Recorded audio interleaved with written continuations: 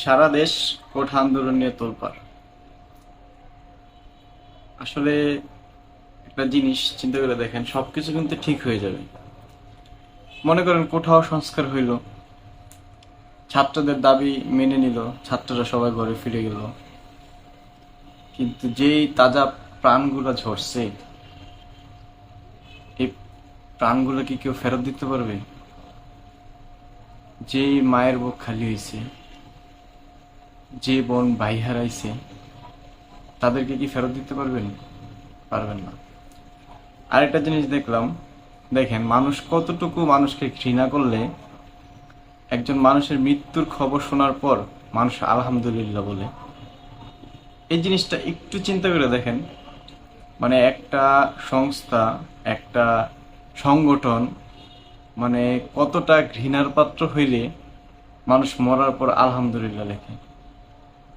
কিন্তু দেখেন, আমাদের নবী করিম সাল্লাল্লাহু আলাইহি ওয়াসাল্লাম যখন একজন ইহুদি লাশ সামনে দিয়ে যাইতেছিল, তখন তিনি দাঁড়ায় গেছিলেন। তখন সাহাবীরা জিজ্ঞেস করছিল যে, হে আল্লাহ রাসূল, এটা তো একটা ইহুদির লাশ, আপনি দাঁড়াইলেন কেন? তখন নবী করিম সাল্লাল্লাহু আলাইহি সাল্লাম বলছিল যে, সে কি মানুষ না?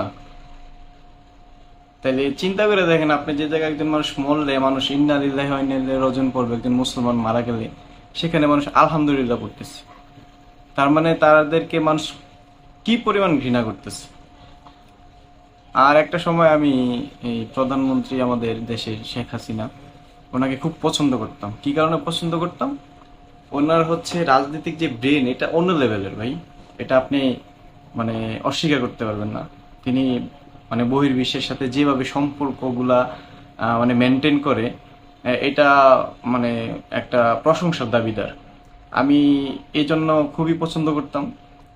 কিন্তু এই যে কয়েকটা কাজ করছে না ইদানিং, মানে এই কাজগুলো মনে হলো যে উনি ওনার ব্রেন দিয়া করে নাই, উনি মানে সামনে যা পাইছে বইলা ফেলছে, এরকম একটা অবস্থা। তো দেখেন উনি এক কথায়, ওনার এক কথায় কিন্তু পুরা ছাত্র সমাজ গরম হয়ে গেছে। কি একটা অবস্থা, কালকে 6 জন মারা গেল, শুধু কিন্তু ছাত্রদের, ছাত্রলীগেরও কিন্তু মরছে। তাহলে এই যে প্রাণগুলো যাচ্ছে, কেন ভাই? কি কারণে? এই কোঠার একটা সাধারণ জিনিস, এটা যদি সংস্কার করে দেয়, তাহলে কি মানে সরকারের কোনো অসুবিধা হবে? আমি তো দেখি না যে সরকারের কোনো অসুবিধা হয়। তাহলে কেন করতেছে না, সেটাই বুঝলাম না। খুবই দুঃখজনক ব্যাপার। এই যে ভিডিওগুলো দেখতেছি, আমি কালকে ঢাকা থেকে আসছি, রাস্তায় দেখে আসছি যে একটা অবস্থা সবার, ছাত্ররা যেমন ভুগতেছে, সাধারণ মানুষ ভুগতেছে, সরকার ভুগতেছে। মানে কি দরকার? আমি তো মনে করি কোনো দরকার নেই। আপনি কোঠাটাকে সংস্কার করে দেন। এবং কি আমি দেখলাম যারা মুক্তিযুদ্ধ যারা করছে, যারা মুক্তিযোদ্ধা, ওরাও বলতেছে যে ওরা কোটা সংস্কারের পক্ষে। তাহলে আমি বুঝলাম না আপনাদের কি এত সমস্যা। কেউ তো আর বাদ দিতে বলতেছে না, সংস্কার করে দেন।